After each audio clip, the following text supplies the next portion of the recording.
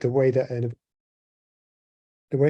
event camera just really pulls out what's important from a vision signal into a very low bit rate signal. But it always seemed to me that in order to make the most out of that and to get to really low power, what you really need to do is to pair event type of data with the right sort of processing and with the right sort of processing hardware.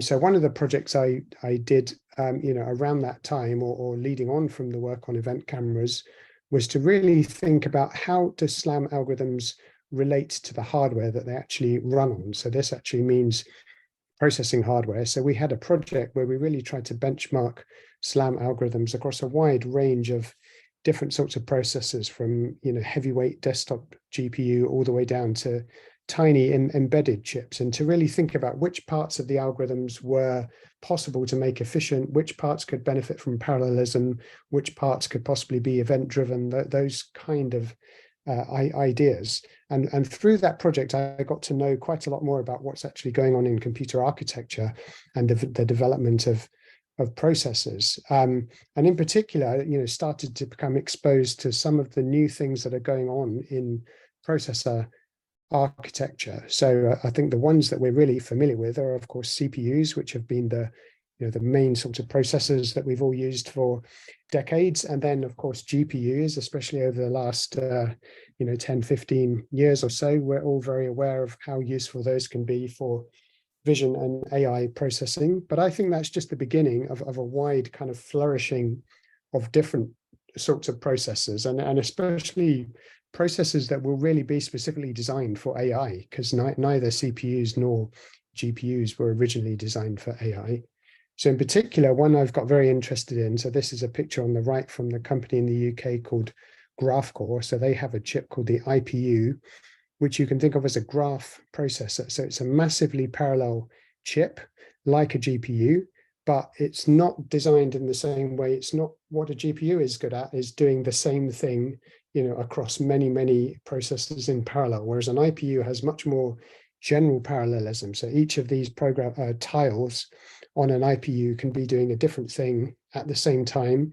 And then it also has a very kind of efficient interconnect structure. So all these different cores, they have a lot of local memory, they work on their own tasks, and then they pass messages around to synchronize between them. And I think the thing that I learned from talking to people who work in computer architecture, that's the most important thing if you want to drive down power, is co-locate processing and data. So avoid moving data around as much as possible. And I would imagine that similar principles are known about the brain and the way it does really efficient things. Again, I'm not really an expert on that. So I became very focused on, how do we think about the kind of graph-like structures that are present in algorithms for SLAM and this kind of broader question of spatial AI, which I think of as the general problem of vision systems that build representations of 3D scenes. So we're well aware of certain kind of graph-like patterns, both in the algorithms and in the way that we store maps and different sorts of loops and graphs. So as far as possible, I think we need to find ways to relate this graph-like structure that we have in algorithms to the way that we actually map that processing onto hardware. So most of the kind of the theoretical framework that we use in SLAM type of systems, it comes down to optimizing probabilistic graphical models, and these can have many different sort of types and designs. These are just a few pictures from Frank Dellert's really nice review paper on factor graphs, where essentially you've got variables that you're interested in estimating, and then you've got factors which are data or constraints or priors which relate them, and a factor graph defines the kind of graphical structure of these systems. So if we want to try and do processing on these kind of factor graphs and basically do inference on them, but with the sort of processing pattern that will suit this future architecture, which has a graph-like structure, we need to come up with algorithms that can solve these kind of factor graph problems in a distributed way, with, as far as possible, local storage of these nodes and message passing around these graphs. So it was based on that kind of insight that I got really, really interested in, a certain kind of class of algorithms for doing inference on factor graphs, which is belief propagation, and really more specifically Gaussian belief propagation. So this is, not a new technique. It's one of those, a well-known technique in probabilistic graphical models developed, back in the 80s. Probably, has gone into a bit of decline in the sense of people have not been that interested in it, because if you want to do inference on a factor graph and you've got a CPU or a GPU, it's not necessarily the best algorithm to use, because it's a very kind of iterative algorithm. But if you want to take advantage of distributed processing, I think it really comes back into vogue and interest. So I've done a lot of thinking and research on these sort of algorithms recently. And in fact, if you're interested to find out more, we've written an interactive online article called A Visual Introduction to Gaussian Belief Propagation, which is at this website here. And I'm just going to show you this briefly. So it's very accessible because it has a lot of kind of built-in demos. So hopefully you can see my screen here. So this is the online article. So let me just show you a couple of the demos within this article. So this is really the one that kind of first made me realize how powerful these algorithms are. So here's an example of a problem, a factor graph problem, which you can think of as similar to a bit like a bundle adjustment problem or a bit like a multi-robot localization problem. So we've got basically a graph of constraints, so in a kind of grid-like pattern, relating a set of nodes. So each of these blue nodes here, it might be a robot whose position we're trying to estimate, and then we've got some constraints between them. So it's not optimized yet. Each of these constraints is like a measurement with some random noise on it. So I'm going to show you what happens once we start iterating message passing around this graph using Gaussian belief propagation. So if I click this synchronous iteration button, all of the nodes pass messages to each other. So it's operating purely locally by kind of local storage in these variable nodes and then message passing along the factors. And you'll see that with a few iterations of this, we can achieve this global convergence. So this is this kind of magical property of Gaussian belief propagation, that we can achieve global convergence to exactly the same solution that we would by some sort of global method via purely local message passing. So that's kind of cool when you see it working with synchronous iteration, but even more interesting is, what if you just pass messages in a random pattern? So here, every time I click this random button, we're going to randomly choose one of the nodes and pass a message in a random direction. And if I just keep clicking this enough, we still converge to exactly the same solution. So I hope you can already start to see the link with things like event-driven systems. So I think this is the right sort of computational framework, where if you've got a set of nodes kind of sending information out in an event-driven manner, we can still hope to reach really high quality solutions in kind of SLAM-like problems.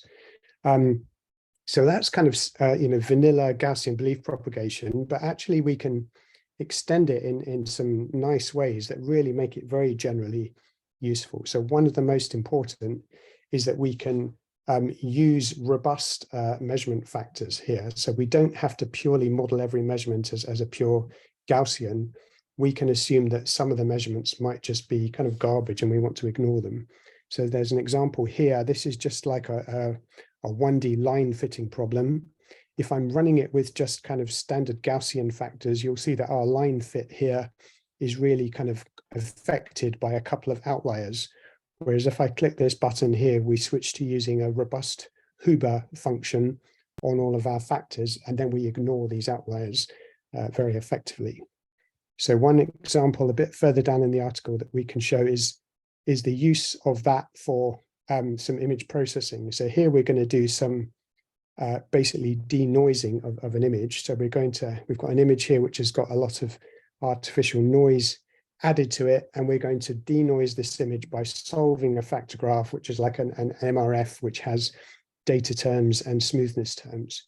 If we do this with just a standard Gaussian function, as we smooth the image, you'll see that we smooth it, but at the cost of kind of blurring away all the nice edges and data in the image. Whereas if we switch to our Huber function here. As we increase the smoothness, you'll see that we can remove the noise while retaining these really nice kind of sharp edges in the image that we want. So this is a very kind of generally capable framework here. So let me just go back to the slides here. So we've done a number of things with this framework. One is that we've actually implemented, full nonlinear bundle adjustment on this graph core graph processor, and that is literally by taking a bundle adjustment graph here and mapping it down kind of, node by node onto tiles of the graph processor, and then we can get incredibly efficient and fast bundle adjustment with this purely kind of graph-wise parallel implementation. Another kind of problem that I've been very interested in using exactly the same computational framework is to think about multi-robot systems, and possibly thinking towards a long-term future like this, where we might have, something like a farm of the future that has many different independent robot devices, which would observe each other, make measurements of each other, and we would like via that them to achieve some kind of global, for instance, global estimate of where they all are within this system. So we can achieve that via the same kind of mechanism. So let me just show you another bit of video here that illustrates this a bit better. So this is a system that we call Robot Web. So it works by really distributing the whole factor graph that represents a multi-robot localization problem. So if I show you this, we've got some robots moving around. They've got odometry, which are these black factors, and then they've got inter-robot measurements. So each of these colored factors here are where one robot makes an observation of another robot. But rather than having to solve this whole, localization problem with some central server, what we do is we carve up the factor graph, and each of these robots stores a fragment of it, which is within this kind of dotted line. And then we pass messages around the factor graph, where passing messages within each fragment is fine, because that's on a single robot's processor. Passing messages between the fragments has to be done by communication. But again, that can be done in a very sort of ad hoc, asynchronous manner, and the whole thing will converge. So this is just an example simulation here where we've got 30 robots. They're all kind of traveling in circles around this big arena. The red lines that you saw earlier were the kind of inter-robot measurement pattern, and then the black lines you saw flashing around there are the inter-robot communication pattern. So all very kind of asynchronous. And you'll see that there are some beacons in the corner here. So some of the robots traveling with large radius circles do observe these beacons and get their positions kind of locked down. But the robots that are in the middle, they never see the beacons. They only ever see the other robots. But via this kind of purely distributed message passing framework, we're able to get good position estimates for all of them. Yeah, so nearly finished. So just to come back to the slides again, very, very excited about these kind of methods in general. One last kind of quick video to show you is that, okay, that's not going to work, but as well as doing multi-robot localization, we've also used this method for multi-robot planning, and we're able to solve problems like this with many different devices coordinating to flow through a junction without crashing. Okay, so just to conclude, I hope you can understand the links with neuromorphic systems here, and why my interest in things like event cameras has driven me more and more deeply into thinking about processing patterns, this kind of way that we've got to design algorithms and hardware together, and in particular how I really think that is the route to efficiency in systems. And just to quickly mention again my affiliation. So yes, I'm leading the Davison Robotics Lab at Imperial College. I'm also co-founder of SlamCore, which is a London-based startup developing applied solutions in SLAM and spatial AI. Okay, I'll finish there. Thanks very much. Thank you, Andrew. Well, there's room for one quick question by Matthew Evanusa. can you use a more complex functions besides the Gaussian for the factor graph, and would this have benefits? So you know, the property of kind of global convergence of these graphs, so it's basically loopy belief propagation, and there are some convergence guarantees when we have a jointly Gaussian system that aren't necessarily true when we have you know, fully general other functions. But what we've done, so we can use Gaussians with nonlinear measurement functions, so such as in bundle adjustment we have that, and also with robust kernels. So those are two kind of, you know, extensions to the Gaussian model that I think make this very, very generally useful and actually applicable to, you know, in very much the same sort of circumstances as most of the other factor graph solving tools that we use in robotics. So things like Ceres or GTSAM or something, we have very much the same assumptions. So I think this is quite widely applicable. Okay, thank you. We'll have the discussion later to hear more from you. Francisco, would you like to introduce Kostas? Yep, thank you. Okay, so our next speaker is Kostas Daniilidis. He's a Ruth Yalom Stone Professor of Computer Vision at the Computer and Information Systems Department at the University of Pennsylvania. His research has been in computer vision and robotics. He's well known for his work on visual odometry, omnidirectional vision, 3D pose estimation, 3D registration, hand-eye calibration, structure for motion, and image matching. Kostas' main interests today are more focused on geometric deep learning, data association, event-based cameras, and vision-based manipulation and navigation. So Kostas, whenever you want, I'm gonna give you spotlight, and there you go. Thank you very much, Francisco. All right. Do you see my screen? We do. Great. Thank you everybody for joining today, and thank you, Cornelia, for organizing and starting this series. I'm going to talk about event-based independent motion segmentation, pretty much our newest results on events for reactive navigation, and with a few introductory thoughts that will be continuing later during the panel. So many people argue that one should use these so-called large language models, foundational models, pretty much for everything, including robotics.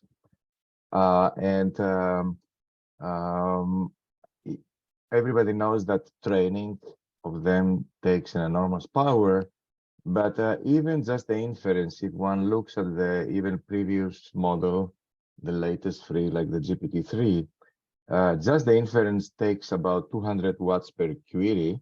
And you can see here also how much latency you get actually in order to get something back, which is in the order between half and 1 second. And this, we really should think about it when many people argue about using this for semantic segmentation in a lot of robotics tasks. In addition, these huge models, they use GPT-3 in particular, use 175 billion neurons. If you see the full range of species in this column, the only close obviously is human, and human does a lot of other stuff in addition to language prediction. And for a lot of robotics tasks that the baboon or the raven or others can solve them very, very well, the number of neurons is really in the order of thousands or few millions. For the fruit fly in particular, which is an example of an amazing robotics little robot, it is 100,000. So the fruit fly consumes only 10 microwatts of power, and can definitely dodge dynamic obstacles and land with precision tasks that no known actually a drone can even solve at even with bigger power at similar speeds.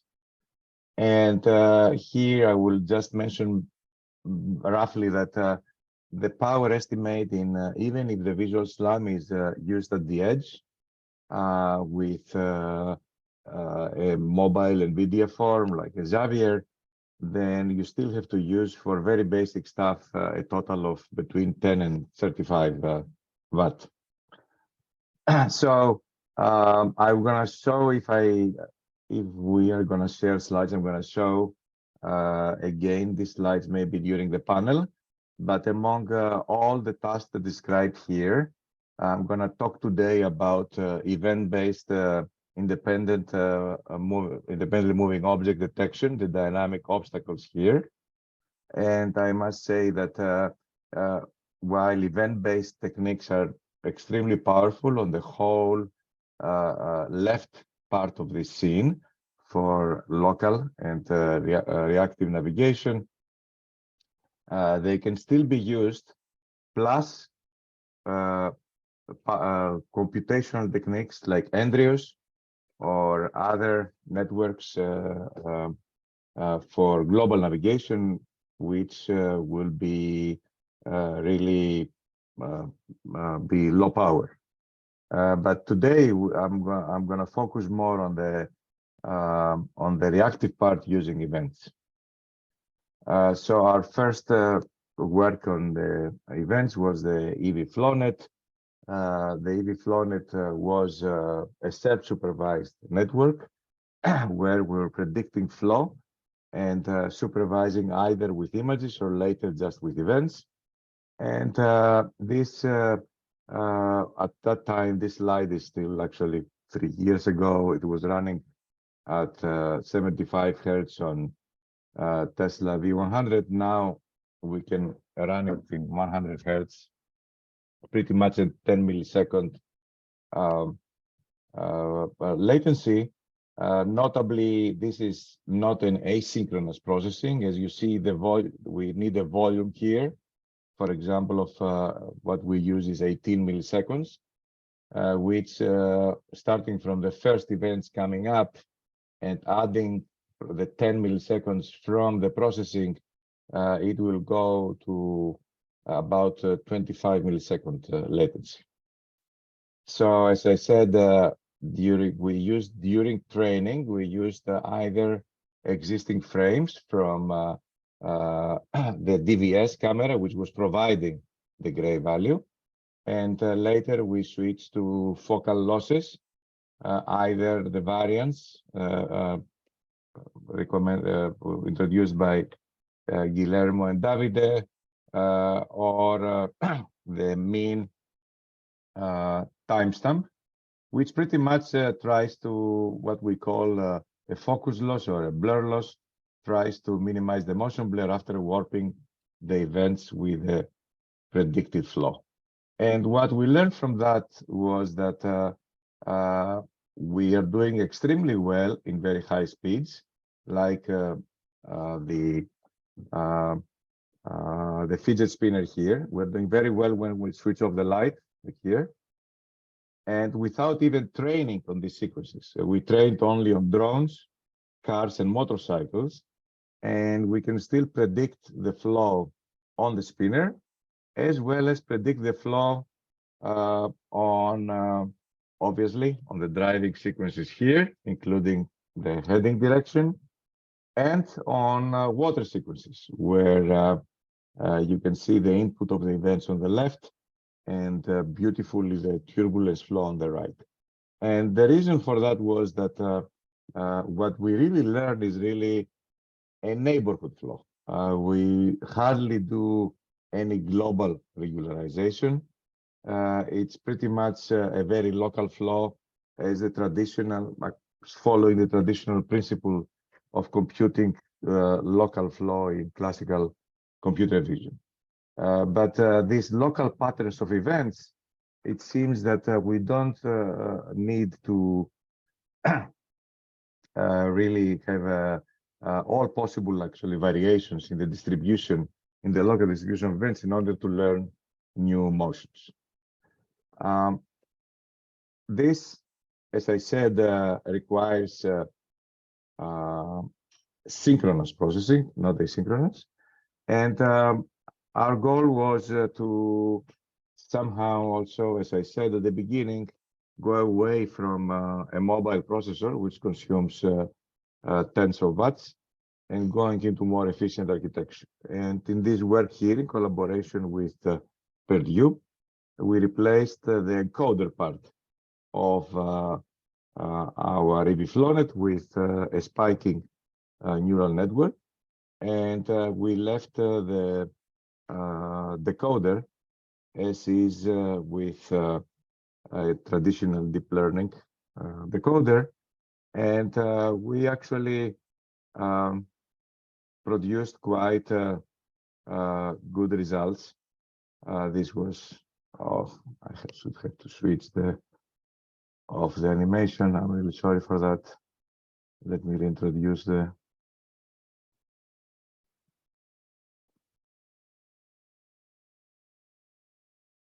Are you still seeing my screen?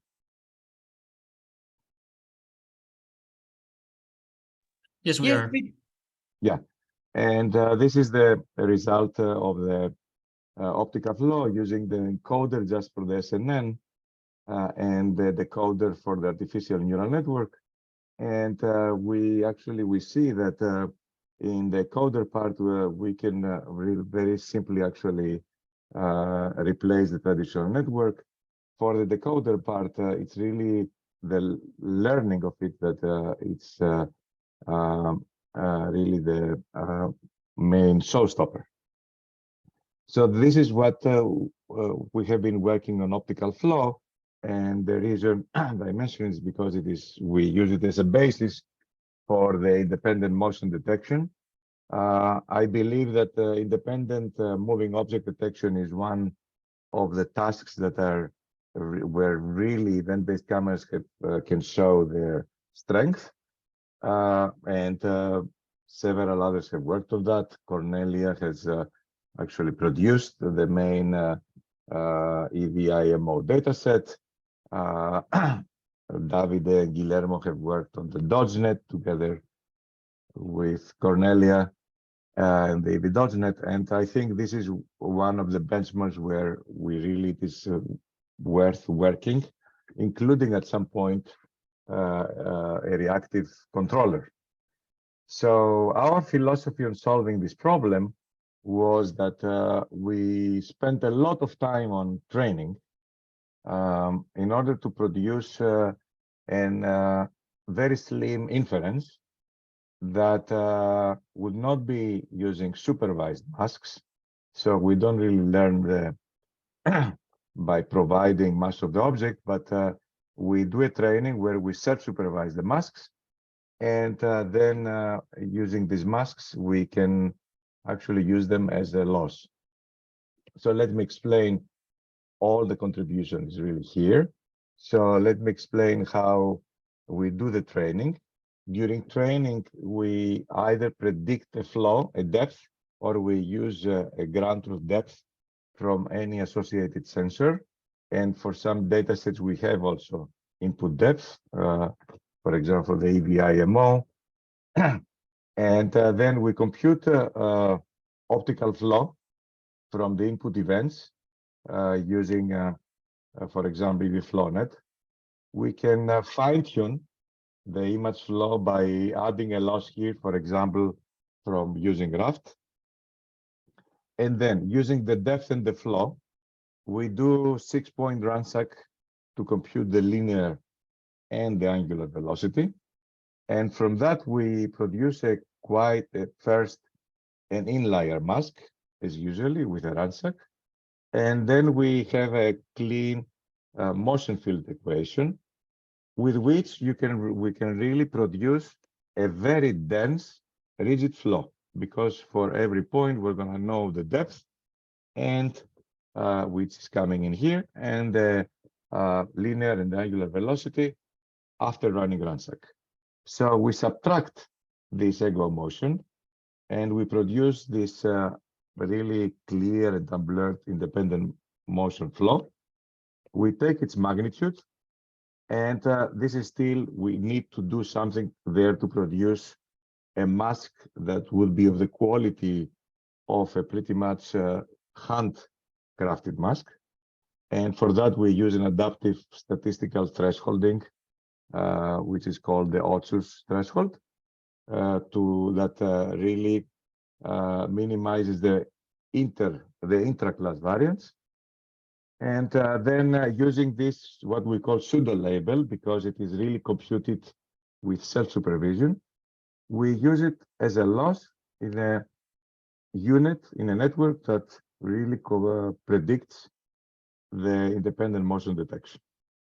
And after we predict the independent motion detection, we just binarize it, and we can provide it to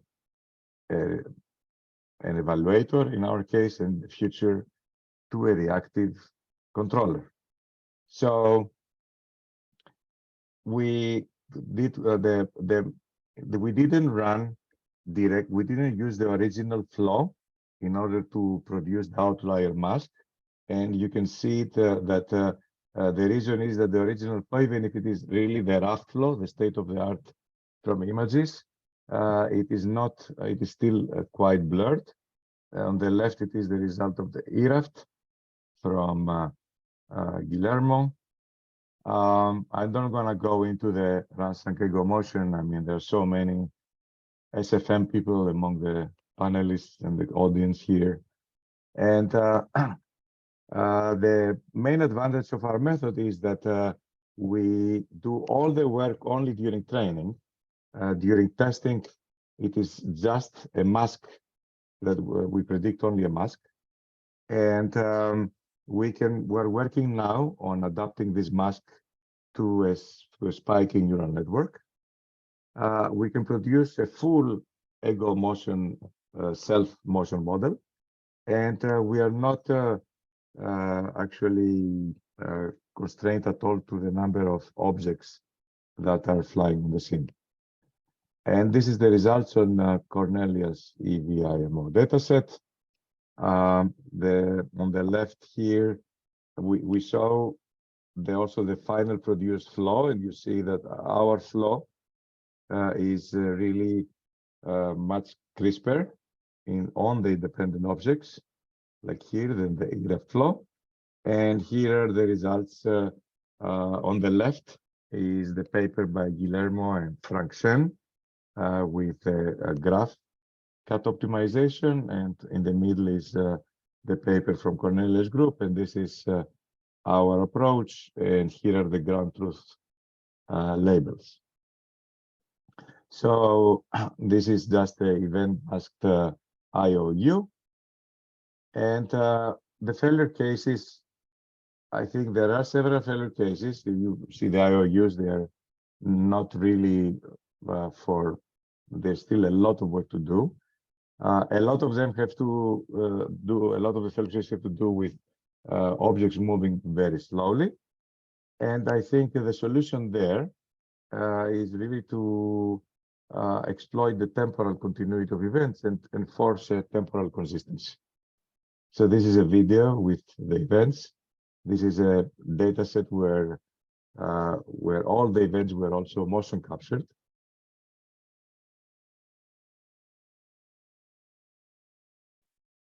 And I would finish with some challenges regarding navigation. I think we still are quite slow, and we have done a lot of advances, which are like technology advances on events and spiking neural networks, but we still miss the science behind exploiting the continuity of events, because we really get like beautiful spatiotemporal surfaces, the sparsity, which has been studied in neuroscience, and definitely a way to do learning and control with events. And we're going to talk more about it, I think, later. But let me mention that the goal is really to achieve 1 to 10 milliseconds latency at 1 milliwatt. And definitely for that, you can use, this is really what Andrew is very much interested. Spiking networks are not necessarily the solution. Any other custom hardware can definitely actually work here. Thank you very much. And self-advertising of our event workshop while we're discussing. Okay, thank you, Kostas. So there is time, I think, for one question, and so Levi is asking, so for many of these algorithms that you've been discussing, a voxel or image-based representation has been used to encode the events before the processing. Are you aware of any other representations that may scale to longer time periods without losing time resolution? Right. I mean, there are definitely asynchronous representations. I think there's a very good theory from Rob Mahoney's group from Australia. I think the key, in principle, we can really produce a flow at any event, with the resolution of any event. And I think the key there is really to produce filters that are separable in space and time, and if possible in time, to be IIR filters, not have a specific, so not necessarily look like it can be, we have done some work, and also the Intel group have done some work on using Gabor filters and using the temporal Gabor, the original temporal Gabor from Anderson and Bergen. I think this is still a Gabor with a fixed temporal mask. We need a better exponential filter there. The simple one that has been used by Rob Mahoney and Guillermo and David and many others, does not do a very good, it's not a good motion frequency detector for optical flow. We have been working with learned filters. We can definitely learn separable filters. And I think that should be the case if we also use custom hardware. But yeah, I think we should abandon this volume thing that at some point. All right, thank you. So Cornelia, you wanna? Thank you very much, Kostas. So our next speaker is Michael Milford, and we really should thank him because he's from Australia and got up very early. He's professor at Queensland University of Technology and the director of the Center for Robotics there. Michael conducts interdisciplinary research at the boundary between robotics, neuroscience, and computer vision, and he's also a multi-award-winning educational entrepreneur. He's well known for his work RATSLAM, a hippocampal model for localization and navigation. His research models the neural mechanisms in the brain which underlie tasks like navigation and perception in order to develop new technologies in challenging application domains such as all-weather, anytime positioning, and autonomous vehicles. So we are curious to hear now, Michael. All right, can you hear me, Cornelia, okay? I do. Fantastic, and you can see my slides okay? Yes. Excellent, all right, I'll get started. Look, thank you so much for inviting me to be here for the inaugural NeuroPack Forum, and it's great to see some familiar faces on the call as well as in the attendee list. So hello to everyone. I just got back from 2 weeks in the United States, so although it's early here in Australia, my brain doesn't know what time of day it is, so 5 a.m. is as good as any other time. As some context, I was thinking back on the topic of the seminar to some work I did with Andy's group when I was on sabbatical back in 2015, where we were exploring the potential of one very small aspect of event cameras. We were running around in Hyde Park, doing sort of relatively large scale mapping, I thought that was like a year or two ago, but that's almost a decade ago now, which makes me feel very old, but that was a lot of fun.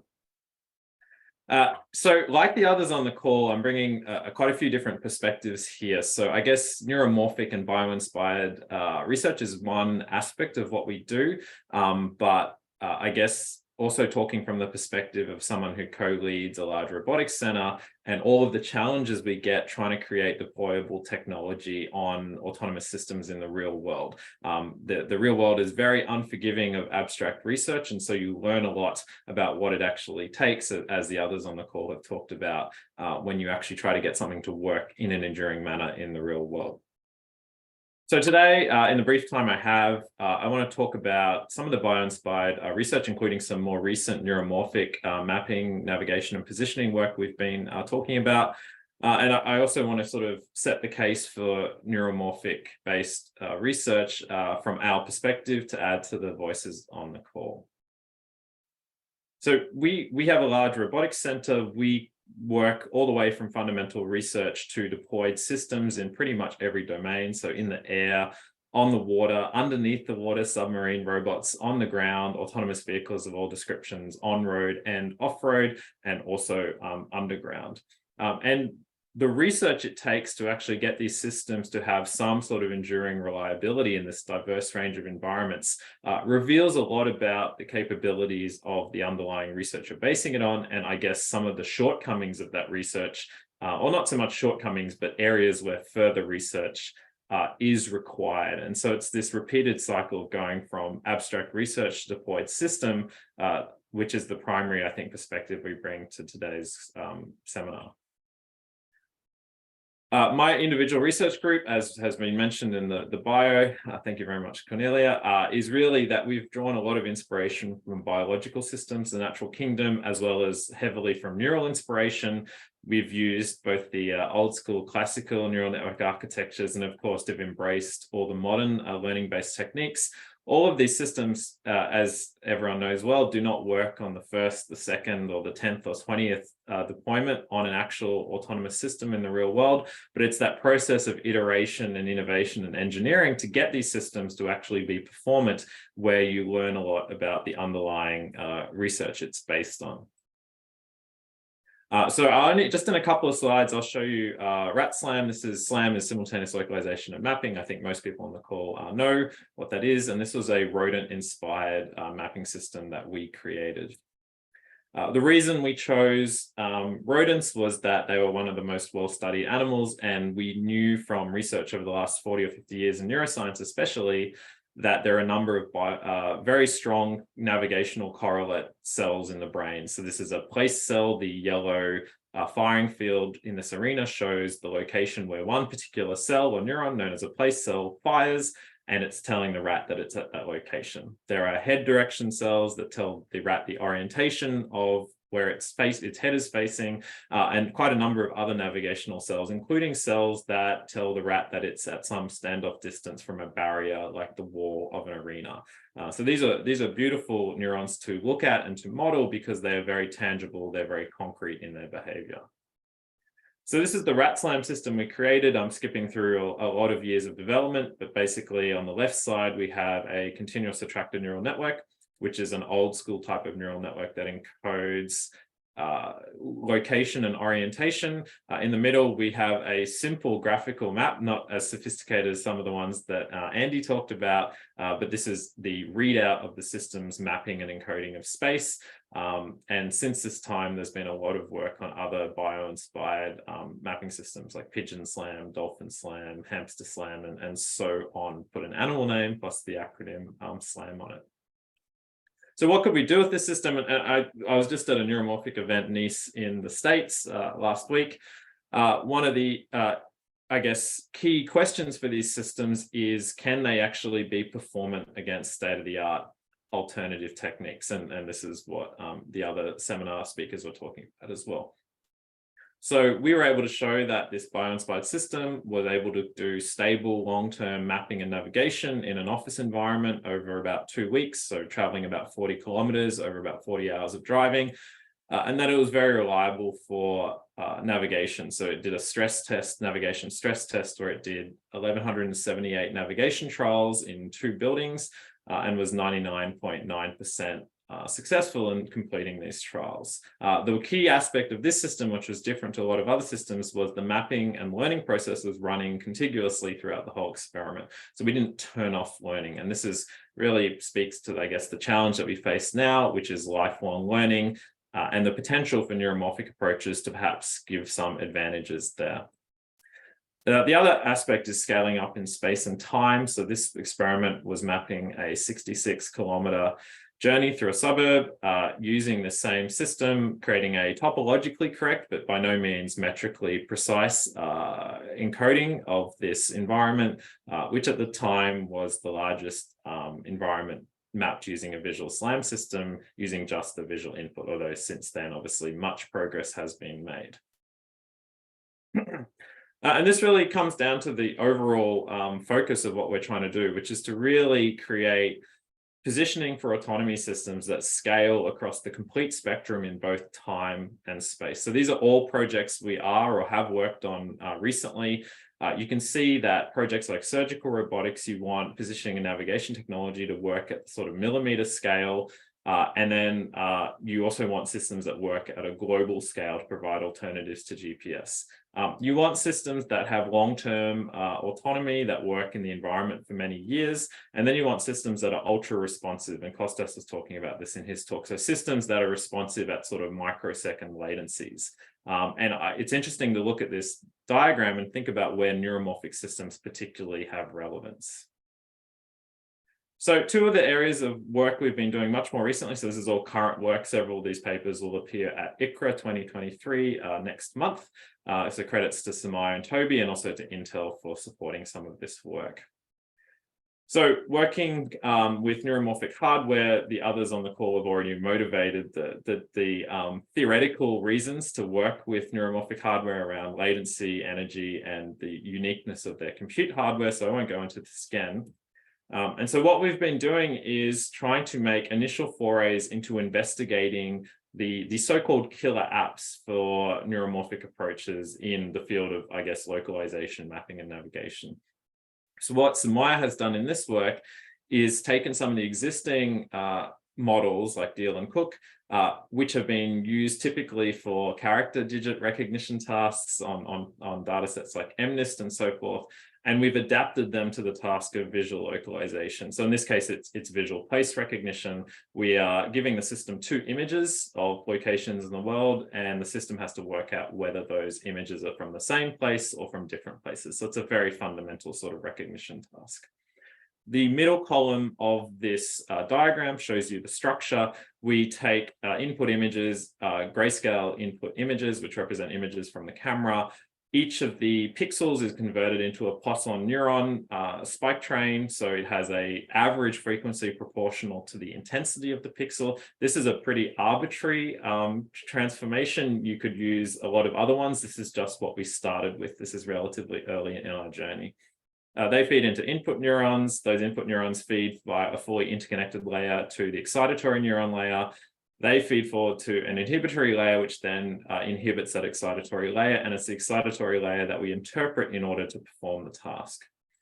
These networks are not well behaved out of the box. And so I won't go into any of the detail, but there's a number of other mechanisms that need to be put in place to make the networks behave nicely.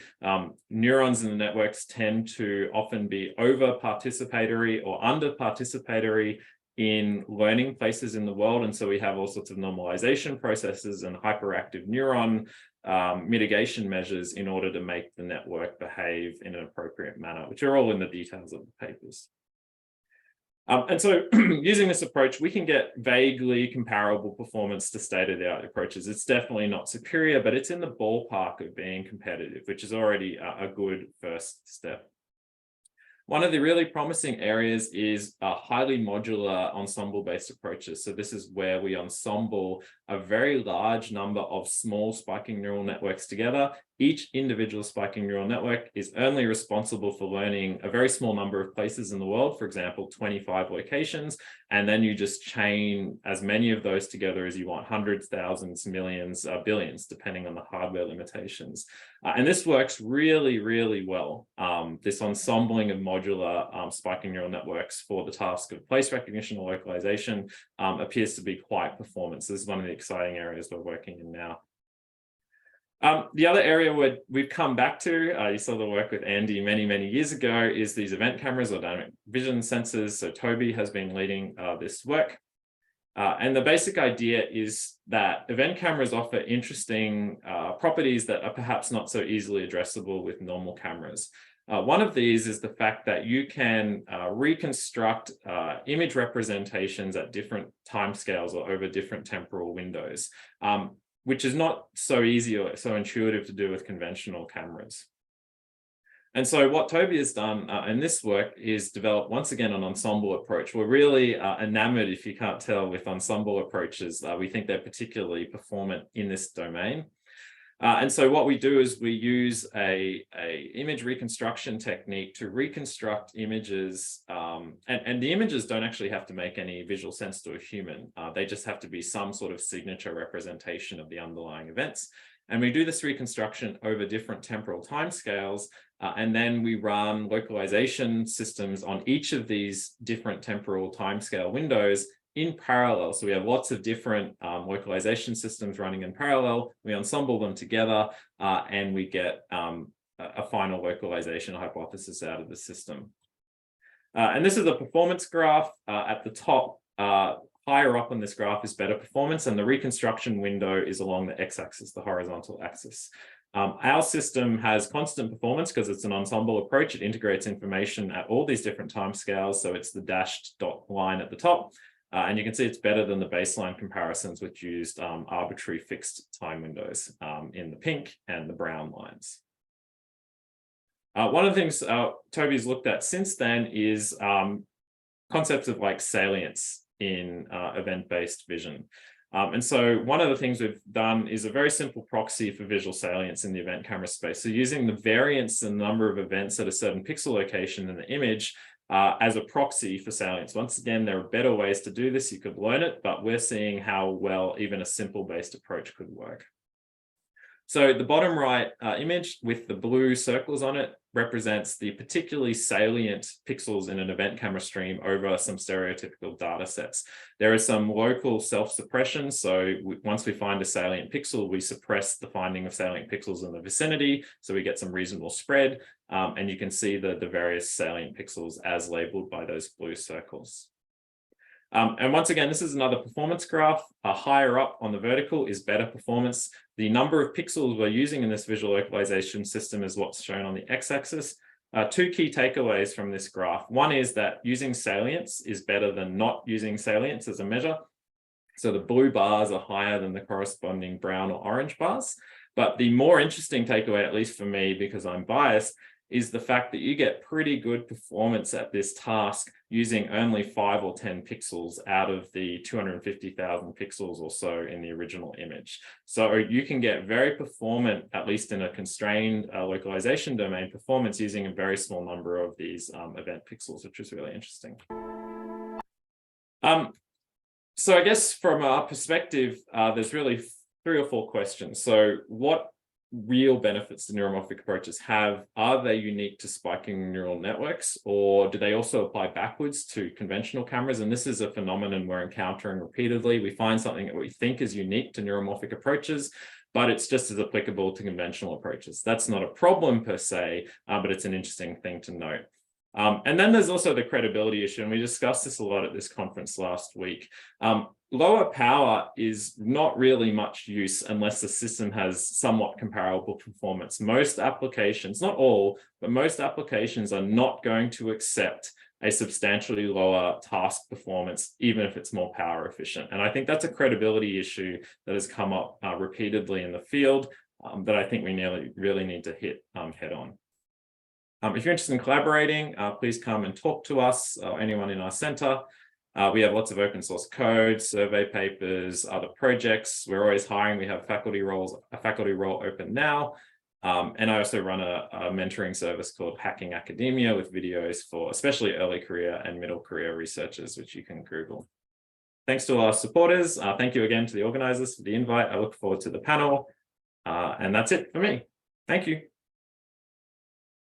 Thank you, Michael. Currently, we have no question open, so let's just move on to the discussion. And there will be lots of questions then.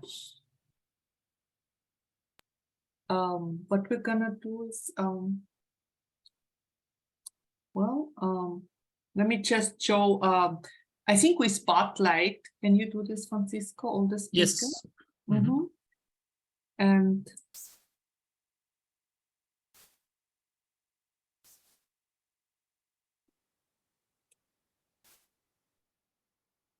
well, so we start, our first questions is, which approaches to neuromorphic sensing and computing for visual navigation applications were successful?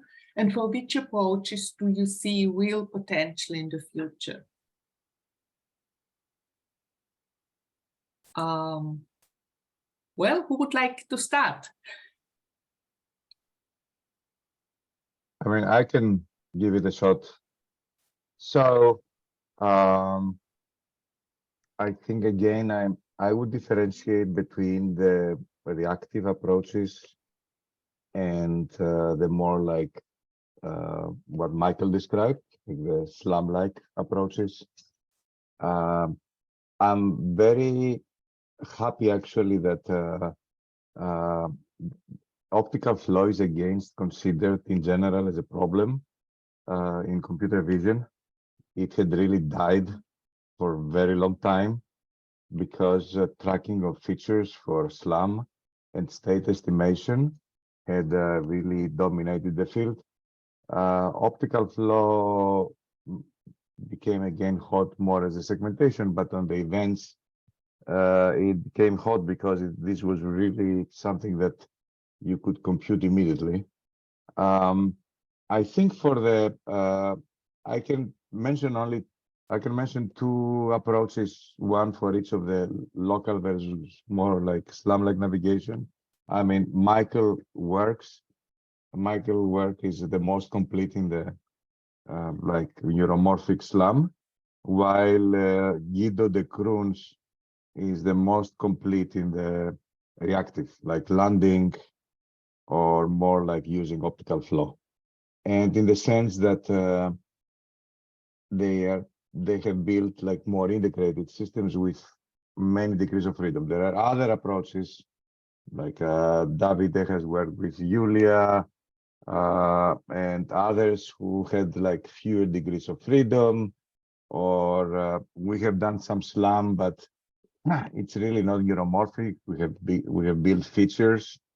So doing event-based visual odometry by building features out of events, and then from that point on run a classical odometry pipeline.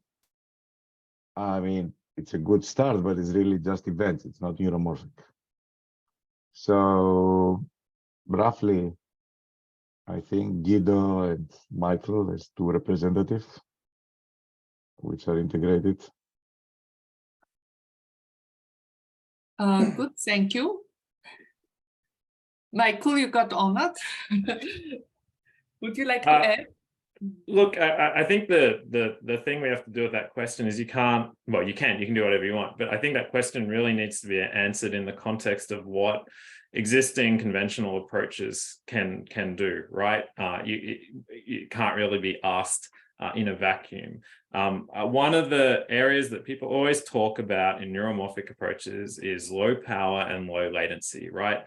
One of the challenges there, of course, is that low power in reality doesn't stack up in many applications. So, for example, in drones, often the case is going to be that the power savings you get from the lower compute are relevant because the drone's actuation and movement is the dominant power concern. I remember in the early days, people were talking about event cameras on autonomous vehicles for the power savings, not for other capabilities. And I think there was a lot of pushback because that wasn't particularly important. I think the low latency space is one that we're particularly interested in and pursuing. Andy did some great work, I remember many years back, on the trade-off between frame rate and performance. There are key things when you actually link these systems up to a complete system that's actually performing a task, because mapping is utterly useless by itself. Mapping serves an end purpose. The map is pointless by itself. And if you can use these relatively low latency systems to provide even a rudimentary positioning estimate or whatever other task performance information a few microseconds earlier, that can have huge ramifications further down the track. And so I think that's an under-investigated area.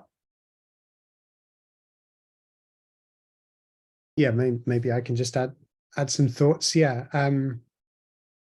yeah. I mean, I think out there in industry now, you know, people actually making, you know, robots or you know, tracking for AR, VR devices, that kind of thing. I mean, I think we've got a pipeline that's quite established now of kind of feature-based, you know, tracking and optimization.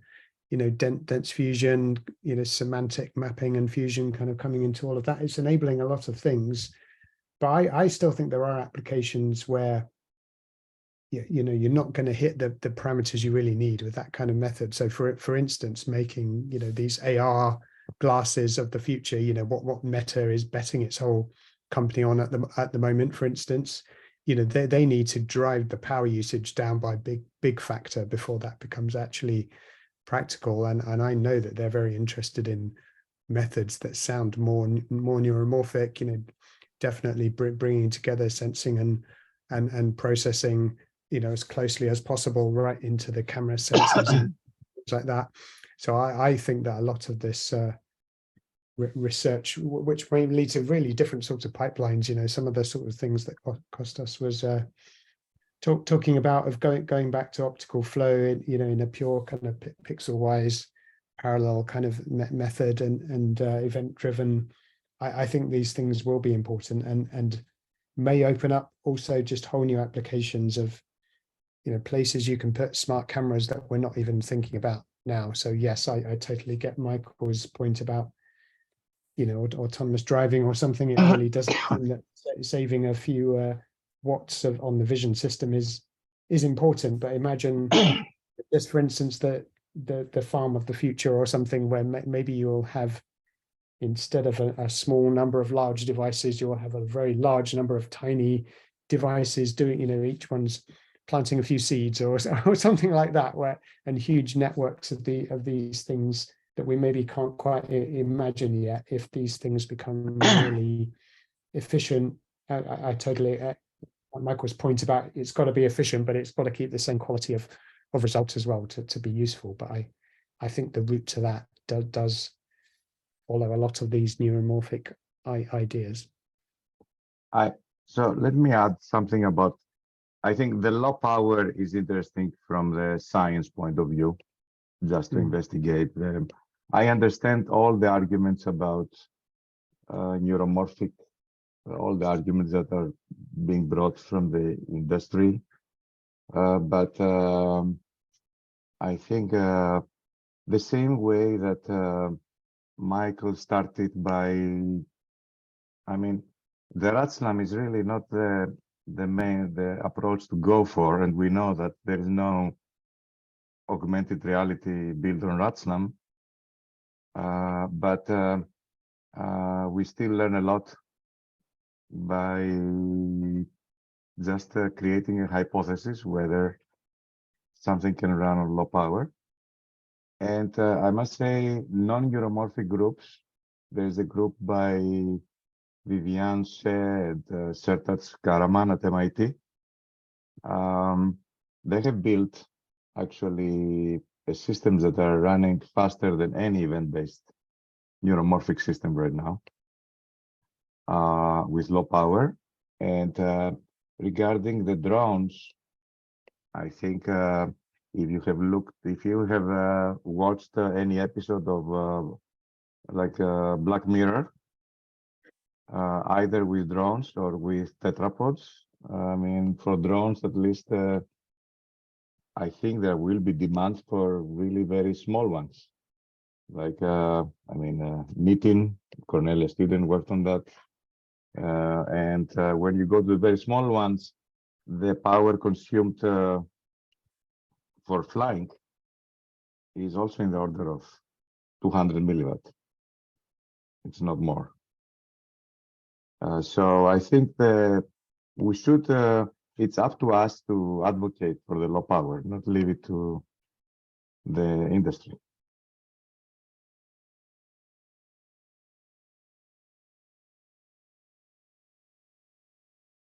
Okay, thank you. So I don't know if we should move on to the next question, and we can go back later for part of the discussion. So Cornelia, could you share the slide? Anyway, so the next question is about the, well, there you go, thank you. So many event-based navigation approaches follow currently the SLAM pipeline, right? However, this is different from what at least neuroscientists say that in biology, this pipeline works. So hippocampal models, they've been used by, Michael has been mentioning RAT-SLAM. And actually we used it a lot we're using it still in Telluride, in many projects, but the problem with all these models is that they do not scale, well. So is there, I don't know, is there any way that you see where the new developments in this kind of system would make them work? How do you see the next challenges for this kind of hippocampal-based navigation? So I guess Michael could be first. All right. One of the luxuries of being in the situation is you get to sort of critique your own field upon which you made some of your career. So I'll try and be as objective as possible. Look, I really see the bio-inspired approaches as serving two primary roles. One is not particularly satisfying to industry because it doesn't guarantee outcomes. So that is the role, I think, what Kostas was alluding to before, the curiosity-based research where you dive deep into a different domain that has a very different set of approaches, where at the outset, it's not immediately apparent that any of those approaches yield necessarily a concrete performance advantage over existing state-of-the-art hardware and software approaches. But in the course of doing so, sometimes serendipitous, unexpected advances occur. So that happened for us with the RAT-SLAM work. Only a very small percentage of the RAT-SLAM work's DNA has ended up in the more applied projects that we work on. Most of those projects use classical old school work from 10 or 20 years ago because that is what is required to meet the end user's requirements. But what it did help us do is discover some nice insights into things like temporal filtering of sensory data. And so RAT-SLAM led directly to another system we created called Sequence SLAM, which is not actually a SLAM system. It's just a sequential topological recognition system. But that system came about specifically from trying to do spiking neural network implementations of a follow-on to RAT-SLAM. Could I have predicted that at the start? No chance, but it was a very serendipitous discovery, and that would not have occurred had we not undertaken that research. Then there's a second aspect of what are the aspects of bio-inspired approaches that are potentially really performant. So we've discussed the sort of low latency, low power advantages so far. Another aspect of that is the spatial encoding representations in the brain, which I didn't really get any time to go into, but we know that there is this remarkably efficient, homogeneous, multi-scale, hybrid spatial behavioral type representation in the mammalian brain.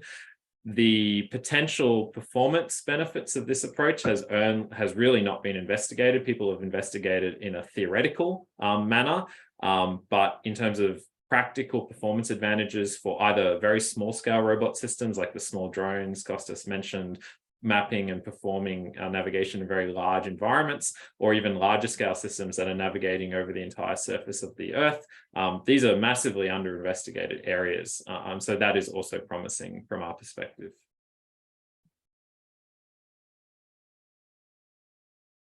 Mm-hmm. Thanks. Would you like to comment? Or skip this one, Andrew? Yeah, I'm not sure I have anything particular to add Okay. on that one. Yeah. Mhm. That's good. We have here also a question. Also, it's if anybody wants to answer. Can you please share views on developments or possibilities for analog computing in neuromorphic applications, or the future of computing in general, digital versus analog in the future? Well, yeah, I don't know too much about analog compute. I must admit, I've had some little bit of experience with things like, so that the SCAMP system from Piotr Dudek's lab in Manchester, which is a camera with in-pixel per pixel processing, which has some analog capabilities, and yeah. The incredible sort of low latency and low power you can achieve there, but also just the difficulties it gives you for implementing anything like standard algorithms, because just multiplying or dividing two numbers is really difficult and error prone. But it's a direction that I'm kind of fascinated by. I think, if we really want to get to these very efficient systems, so within the sort of paradigm that I've been talking about in my talk of kind of trying to bring processing and compute together, for instance, how much of a sort of optical flow, well, maybe a whole kind of early vision type of system that would do things like motion estimation, maybe visual odometry, maybe some level of segmentation and labeling, all kind of almost built into the pixels of a camera, and how efficiently could that work, how much kind of memory or digital compute capability is needed per pixel, or how much of that could you make more analog. I think that we're going to be working on things like that for the next few years, and that kind of trade-off of digital representation makes things easy to apply algorithms, but it has its cost and other aspects where analog is good enough and gives you a result that is good, but with the massive advantages of efficiency and speed that it enables. So I'm really interested in that. Okay, thank you. I think this would be a good question for Shichi and Toby, who are here. Well, we can ask them later. Let me share one more question. Yes. Can I add one more thing about the SLAM? Yes, please. There was two attempts, at least I know two, one at Columbia and one at DeepMind, to replicate grid cells, not place cells, for visual odometry. Actually, by training a network, by inputting only velocities, V and omega, not even optical flow, pretty much like mimicking acceleration, and training with ground truth position. And then they discovered that individual neurons really react on this periodic pattern on XY space instead of on single places like Michael's. We were never able to replicate that, but for example, this is something that, because they have been using really very brute force networks, I think I would say. This is something that, for example, would be worth actually exploring, just for the sake of curiosity, like running a full odometry, maybe including like IMU. And in terms of SLAM, we had been very successful working with Reality Labs on pure IMU integration. I think pure IMU plus like events purely based on continuity, arguing only on the continuity issue, could produce very powerful systems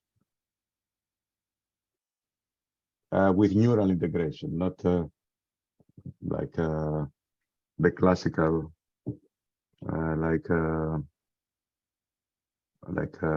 non-driven, non-data driven. Just to add to that, I guess two things we need to always acknowledge is if you're interested in performance of an N system, one is there is a discrepancy between the sensing capabilities that we have available from a technological perspective and the sensing capabilities that have evolved over millions of years in the natural kingdom. And if you really are interested in performance, your approach to bio or neuromorphic inspired development should acknowledge the fact there are very different sensing capabilities between nature and technical.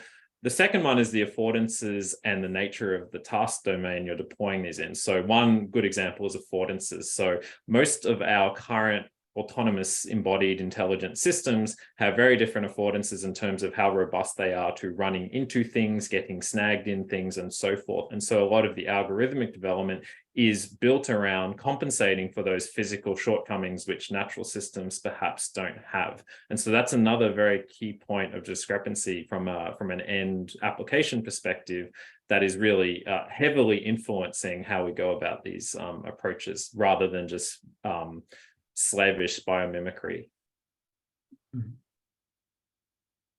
Okay, thank you.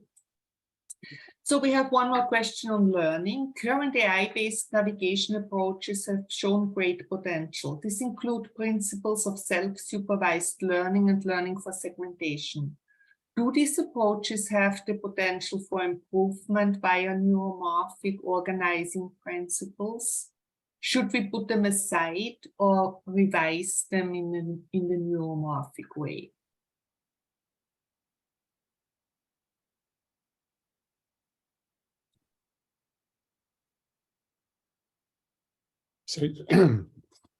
So just to clarify, what I mean, I think of those approaches as quite neuromorphic in a way, in that they're taking a sort of end-to-end approach.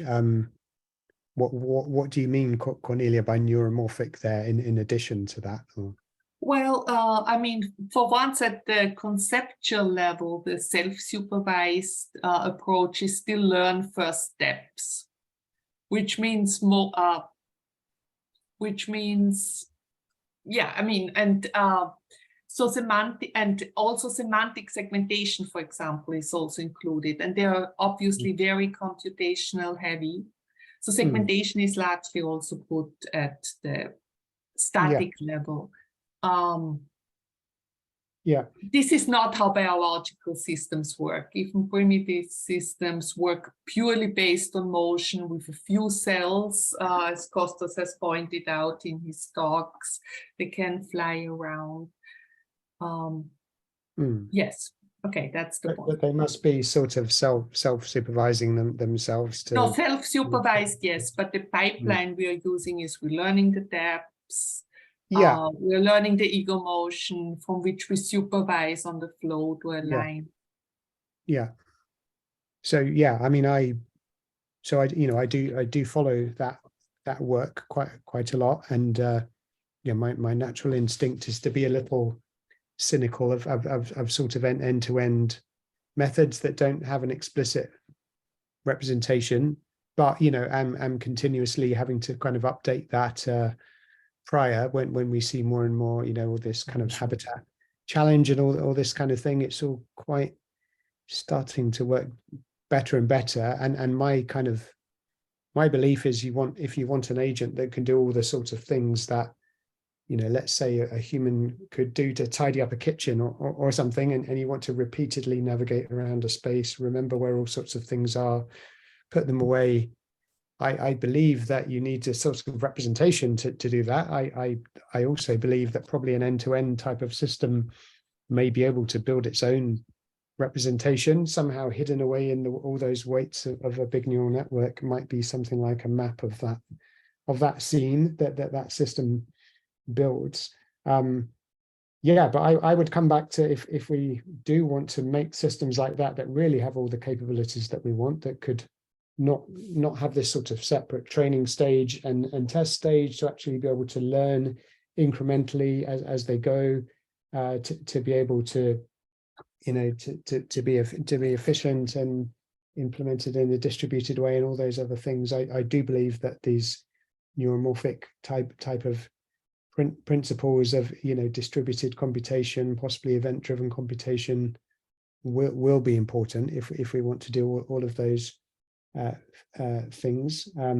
Yeah, and I'm again excited about doing that kind of work and bridging between what's going on in neural networks and the things we need to do in the things we're more familiar with in explicit representation. So not sure if I really answered the question, but yes. No, it's fine. Yeah, I mean, we definitely need systems. I mean, that's always that adapt and learn, continuously adapt and learn.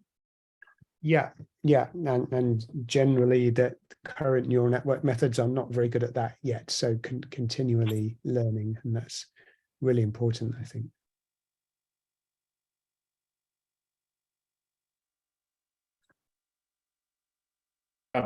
I would just add, I think as a field, it's very understandable that we try and do comparably or better at existing tasks, existing goals that are primarily done in, say, computer vision or machine learning or robotics. But at the same time, I think that's really a trap, because there will be, and I don't know what the answer to this is yet, but there will be unique, perhaps quite narrow capabilities in the neuromorphic field that are brand new capabilities or tasks that aren't done in these other fields, where the neuromorphic approach is especially suited to it.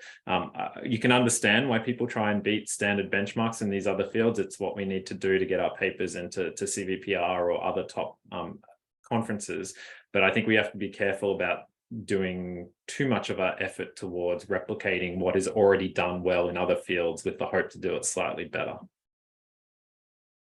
Let me say a comment. It's much easier to get a paper at CVPR with an event based on neuromorphic system than with like a heavy deep learning system. The community is nice. The event-based community is nice. No, there's a lot of novelty there. So. Mm-hmm. Well, we are reaching the end. Would like to give everyone maybe a minute to conclude. What is your view of the future of neuromorphic navigation?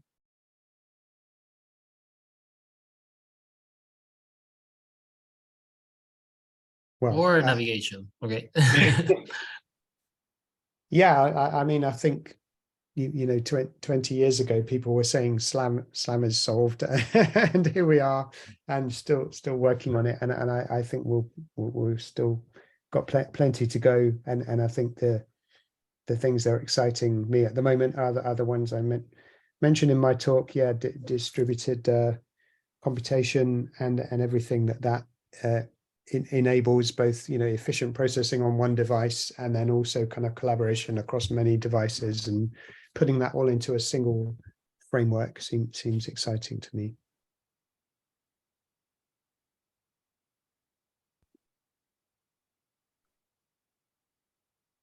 So I think, as Michael said, navigation is something that is done very, very well from animals that evolved over millions of years, while language is something of the last 300,000 years.